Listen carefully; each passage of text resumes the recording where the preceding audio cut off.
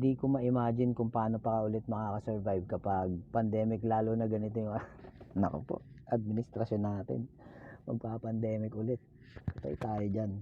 Parang mas nakakatakot kung ngayon mangyayari. Nagigets nyo ibig ko sabihin? Kasi pagka ngayon nangyari yung mga ganun, putyan, isipin mo kung ang lupit ng corruption dito pag nagkataon, no? Huwag naman sana mangyari, naisip ko. Kaya sana talaga dumating ang panahon na ganun, na magkaroon naman tayo ng fair na batas para sa mga kagaya natin na mahihirap lang.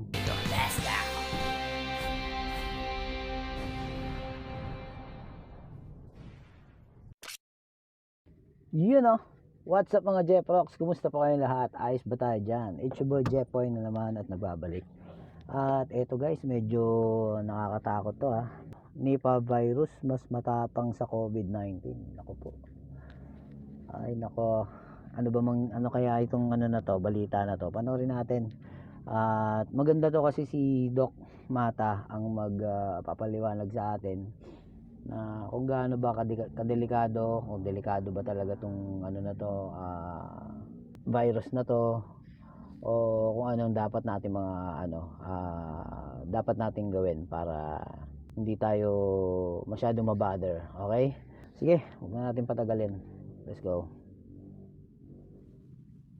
Una sa lahat, ano ba itong Nipah virus at ano ang kaibahan nito doon sa talagang nagpabagsak sa atin noong panahon ng pandemya dala ng COVID-19, Doc? Yes, ang Nipah virus actually mas matapang. Yun ang masakit isipin, mas matapang pero hindi siya ganun kabilis na nakakahawa kasi isipin nyo 19 'di ba? 1998 andiyan na yun, nakita sa Malaysia. Galing din po siya sa bats, no, sa mga paniki. Dahil yung mga paniki hindi namamatay pag meron silang ganitong virus. So ibig sabihin na share nila. So yung laway nila, no? Kunwari ay kumain sila ng prutas, yung prutas nahulog sa pagkainan ng mga baboy. Yung mga baboy ngayon nahahawa na din. So yung paniki yung pinaka-main doon. Actually, nabasa natin noong 1998, parang mga 1 million na baboy ang pinatay para lang na makontain ito. So dahil ang death level niya, no, death rate niya nasa 40 to 75%, na napakataas. Ibig sabihin kung 10 ang natamaan, more than 5 pa ang mamamatay. Kasi umaabot sa utak ito, encephalitis. Ibig sabihin, yung utak ay nagmamaga, no? Tapos meron din siyang attack sa puso, sa baga, mahirapan ding huminga. So delikado talaga ito, pero buti na lang at hindi to ganun kabilis ang hawa kasi more on yes, droplet spray pa rin yung hawa, no, yung sa laway pa rin, pero mas na-notice sa close contact. Ibig sabihin yung kahalikan mo or kababasa na merong mutation naririnig. So po yung nagdadasal na hanggang ganito na lang ang ating maririnig. Ano naman po yung symptoms? Okay. Yun naman pala. Mas mas harmful siya. Pero hindi siya hindi siya ganoon kabilis makahawa. Okay. Akala ko ba naman kasi yung title naman kasi mas matapang sa COVID-19. Akala ko magpa-pandemic na ulit. Oo, kasi alam nyo, nung pandemic talaga sobrang tindi ng niyan. Nangyari sa amin halos talagang idinapa ako ng gusto ng pandemic. Kaya sana talaga hindi na ulit mangyari to. Hindi ko ma-imagine kung paano pa ulit makaka-survive kapag pandemic, lalo na ganito yung naku po, administrasyon natin. Magpa-pandemic ulit. Patay tayo dyan. Baon na sa utang ang Pilipinas, tas pandemic ulit. Paktay na. Buti na lang, ganito lang siya. Pero hindi siya nangangahulugan na hindi tayo mag-iingat. Dapat mag-iingat pa rin tayo, no? Iwasan natin yung mga pagkain, basta yung mga pagkain na hindi natin alam kung saan nanggaling. As much as possible, kakainin natin yung mga sarili nating luto. Mahirap talaga yung kung saan lang, no? Sige nga, tuloy natin. Baka meron pa tayong makuha dito kay Doc Mata. Thomas, baka Mapagkamalan. So actually, common siya yung may headache dyan, pa namang sakit na ganun din ang nason. Kasi nga may encephalitis nga din tayo dito sa Pilipinas na hindi yun lang ang cause. Pwede kasi ibang virus ang mga cause ng encephalitis. Kita natin na namagga na yung kanyang lies na viral yung cause ng kanyang sa utak Ganun. at merong history of travel na doon sa isang lugar or merong kasama sa bahay na may mga ganong kung may lagnat at masakit ang ulo, hindi ko agad sinasabing may nipa ka. Marami pang other possibilities at ang pinaka-common nun ay yung mga common na flu dahil ang common flu ay nagkakaroon ka rin ng lagnat at masakit ang ulo. So hindi obvious sa Bihira lang ba Putol-putol naman yung pala mga tayo. galing sa hayop na sakit na nahahawa po ang tao? Bihira, hindi naman lahat ay napapasa sa tao. Pero ito kasi ay alam natin sa bats ito. And ang nakain nga dan sa Middle East yung dates, di ba? May dates na palm tree, pangpalasa ng mga pagkain. Pumupunta yung gata nun, gata ng datiles, ang tawag nila na palm tree. So, buti na lang dito sa Pilipinas parang wala tayong production ng dates or nung pagkuha ng gata ng dates na puno. So kasi attracted talaga ang mga bats doon. Kasi doon sa mga lugar na yung mga ganyan, mas common ang mga ganitong mga kwento in comparison sa atin sa Pilipinas. Kaya yun na lang ang tinitingnan na lang natin dito yung kung merong nahawa na dumating like through the airport, gano'n, no? Pero kung tingnan natin, based on the history ng takbo ng sakit, hindi po siya ganun kabilis na aabot siya po sa pandemic. Pero mas maganda po yung handa tayo.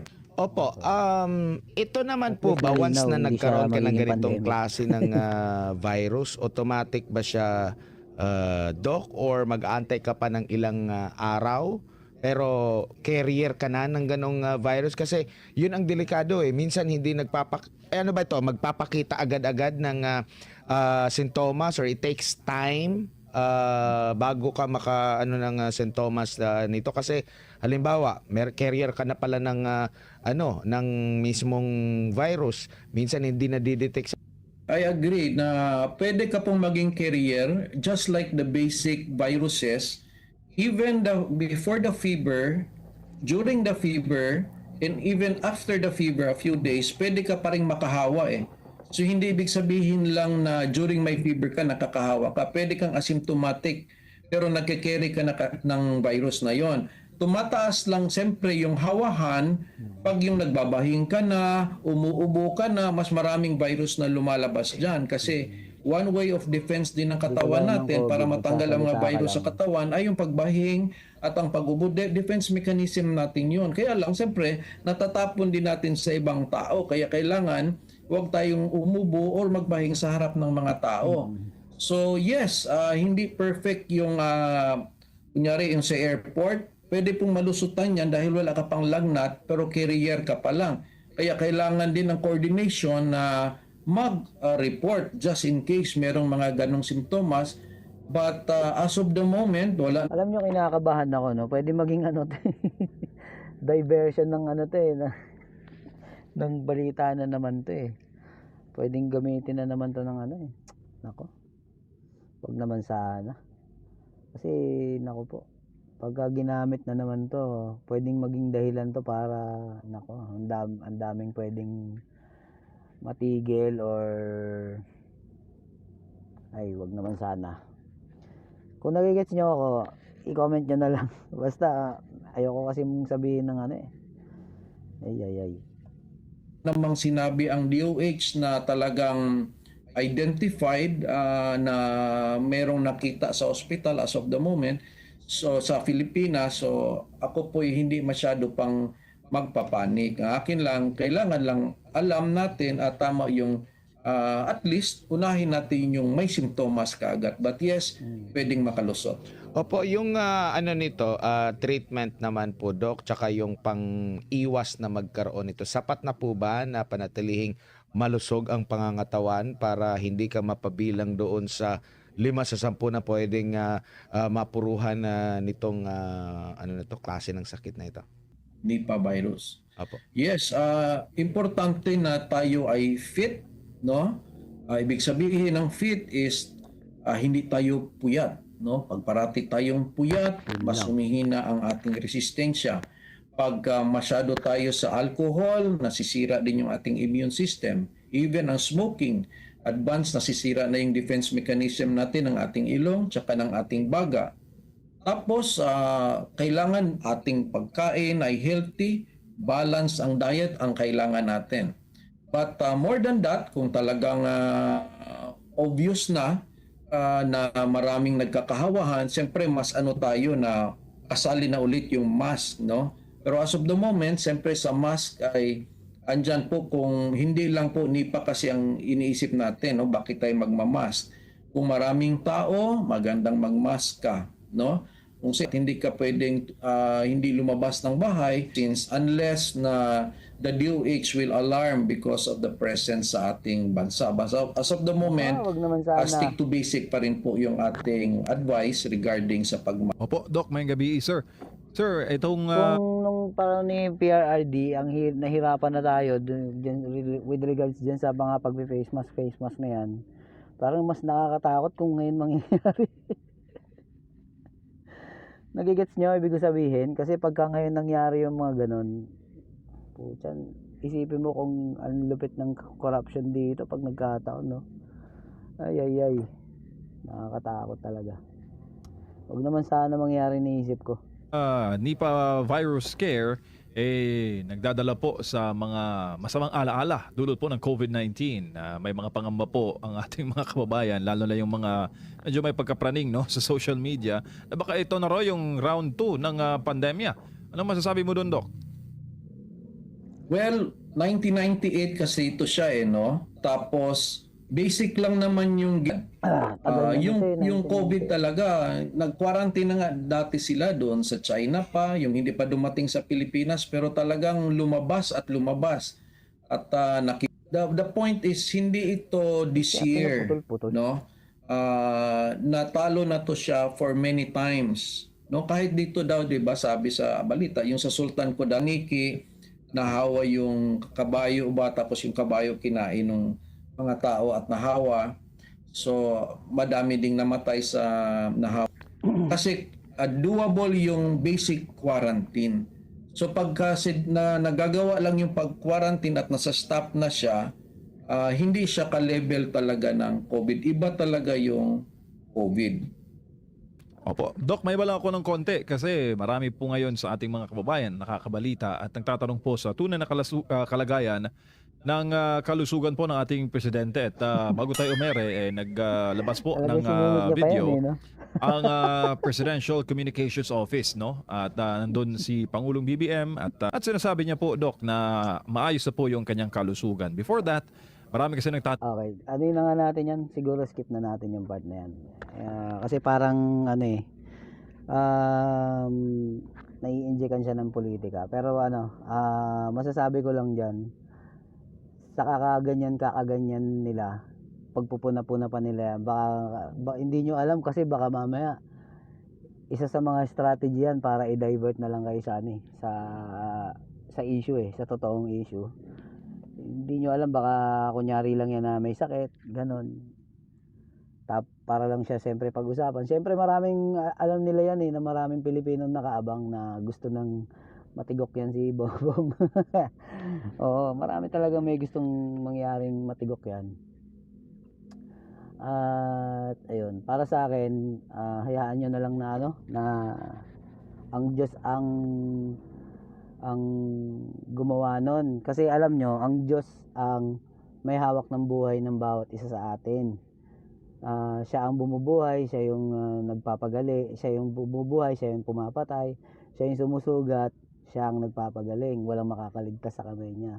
Maniwala kayo doon. Kaya kung ano man yung kay BBM na yan, hayaan nyo na yan. Huwag nyo na masyadong palawigin yung issue na yan kasi baka mamaya diversionary lang yan. nailalayo lang tuloy sa sa issue. Balik na doon sa sa dating issue. Lagyan na nga natin dito sa last part. Kasi isasabihin ng Google yun eh. At hindi masyado sinasabi ng Google na dapat magpa-check up ka, ganon. Ang maganda sa mga chat GPT, mga AI, i-explain nila yung possibilities pero nakikita nyo sa ending. Kailangan din kayong magpa-check up sa doktor kasi hindi ito final, hindi ito na yon. So that's better than wala pa itong mga AI na ito kasi sabihin natin wala pang technology. Saan sila nagtatanong? Kay Lola, nagtatanong sila sa kapitbahay. Ano yan? Naingkanto yan. Anuhan natin ng ano yan, dugo ng manok. Ganun yung mga noong unang panahon. Tapos ending, grabe na pala, dengue pala yon. So at least ito, kung tinype mo na I have fever, I have headache, itype mo sa ChatGPT, sasabihin niya, it could be that you have flu but possible UTI or tonsillitis, but you have to check, go and be examined by the doctor. So yes, okay pa rin. Tinatanggap ko yung dumadaan mo na sila sa ChatGPT before sila magpakonsulta. Pero sana sundin nila yung sinabi din ng ChatGPT. Nagsabi yung ChatGPT, hindi ito final. Kung may iba ka pang nararamdaman, magpa-check up ka. Nakasulat din yun doon. So, it's still okay for me na ina-accept lang natin yung mga changes ng technology rather than sa lumang panahon na kaya naging maraming grabe dahil puro haka-haka lang, no? Na nakasipa daw ng diwende. So, iba na pala yung sakit, so hindi ka agad nagamot. No? Opo. So, mas better na lang ito ngayon. Paano yan, Doc? Wala akong kilalang politiko, wala akong malapitan, walang magbigay sa akin ng tag nun? GL. Oh, baka hindi ako matulungan. Politika na naman. Yun ang dapat i-improve natin sa ating bansa, no? Kasi ang GL is nagiging sinong may kilala, which is meron naman tayong universal healthcare. Bakit pa tayo gumawa ng MAIF kung meron na tayong universal healthcare? Ang ibig kasi sabihin ng MAIF is kung kulang ang PhilHealth, meron kang malapitan para sa MAIF. Universal healthcare na nga so dapat yung MAIF ano mo na doon sa PhilHealth kasi ang purpose ng universal healthcare kakayanin na ng PhilHealth ang gastuhin para sa pasyenteng may sakit. Kaya lang ang mga politiko ayaw nilang mawala ang MAIF. So ang ending, hindi ma-achieve talaga ang universal healthcare. Kahit may batas na, hindi nga siya na-achieve kasi ayaw nilang palakihin ang PhilHealth kasi kailangan palakihin ang MAIF para dumaan muna sa kanila, para sa kanilang patronage politics, para sila ay ma-remember ng mga tao na nakatulong para sila ay botohin. So what's the point of universal healthcare kung talagang parating may MAIF? Palakasin ang PhilHealth para hindi na ang takot ang taong magpa-check up or ma-admit dahil aprobado na ang universal healthcare. Doc, daghang salamat. Ayun. Ang ganda ng sinabi ni ni Doc Mata. Sayang talaga kasi hindi naging senador to eh. Kung naging senador sana to, yan yung pinapangarap ko isa dito sa sa Pilipinas na mangyari, yung universal healthcare na sana talaga ma-implement na. Sana kung meron sana tayong doktor sa Senado kasi matagal na tayong walang doktor sa Senado. Huling-huling nung pagkakakilala ko. Hindi ko alam kung talagang doktor siya, yung si Juan Clavier. Bata pa ako noon eh. Kailangan na talaga sana natin ng doktor sa Senado ngayon. Kaya nakakapanghinayang na kung sana'y nanalo si Doc Mata, siguradong merong debate na itong nangyayari sa Senado.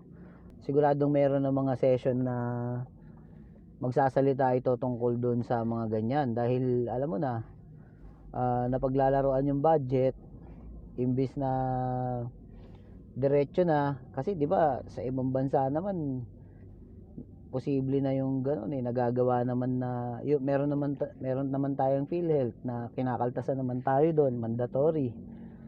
Tapos pag nagkasakit tayo, swerte na yung makakuha tayo ng ng kakaunti. Hindi naman maibigay sa atin yung talagang dami or yung talagang laki or yung amount ng nagastos natin sa ospital. Talagang halos katiting lang ang nakukuha natin. Tapos yun nga yung sinasabi ni Admar, si Admar ba yun? O basta yung sino man dun sa kanilang dalawa na hindi na kailangan ng GL or yung guarantee letter galing kay congressman. Gusto nila meron tayong utang na loob sa kanila na matandaan natin na tinulungan tayo nila, na para pagdating ng eleksyon maalala natin yung pangalan nila na tinulungan nila tayo sa ganyang problemang medical, which is hindi naman natin kailangan ganun kasi para tayong namamalimos. Meron tayong pera, sarili natin yun, hinuhulog natin buwan-buwan kada sahod natin, na hindi na sana tayo magmamakaawa pa sa kanila para magkaroon ng kasi yung bagay na yun hindi mo naman siya makukuha ng mabilisan din. Pipila ka pa kay congressman, tapos pagkatapos mong pumila kay congressman, pipila ka ulit doon sa sa ahensya na kung saan ka magre-reimburse ng mga ganung pera, di ba? So kawawa mga Pilipino, sayang talaga kung nanalo sana to si Doc Mata, napakalaking bagay sana. Magkaroon tayo ng doktor ulit sa Senado. Wala, si Doc Willie Ong, mas malaki sana yung chance nun kasi mas kilala si Doc Willie Ong, kaya lang nagkasakit naman. Pero wala, ganun talaga. Pero ganun pa man, hindi tayo sumusuko. Sana sa susunod na eleksyon tumakbo ulit to si Doc Mata. Malay nyo naman sa susunod manalo na siya.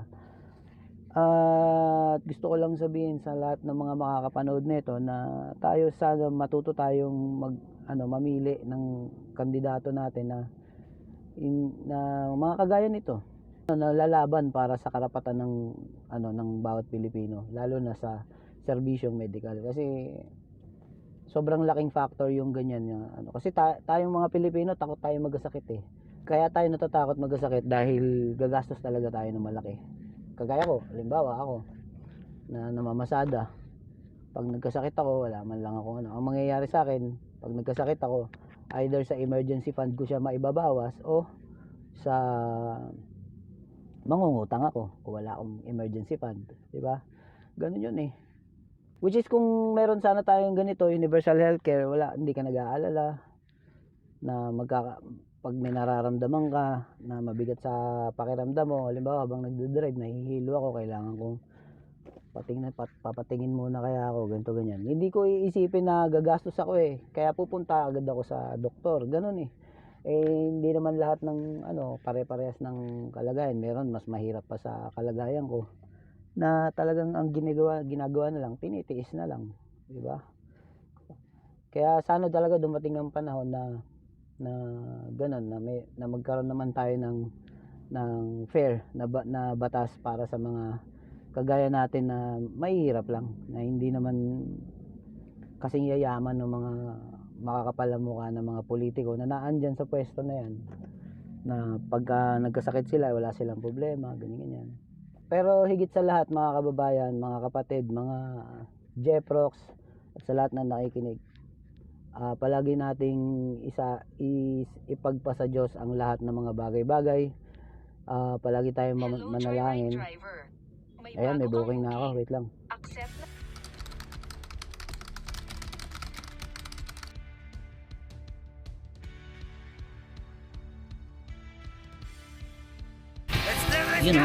Kumusta po kayo? Ako nga pala si Tol Jepoy. Simpleng tao na nangangarap at nagbabaka sakali dito sa platform na to. Baka sakaling swertehin para sa pamilya ko. Siyempre, in return, bibigyan ko kayo ng mga inspirational contents. Ipapakita ko sa inyo ang magiging progress kung sakaling swertehin kami dito.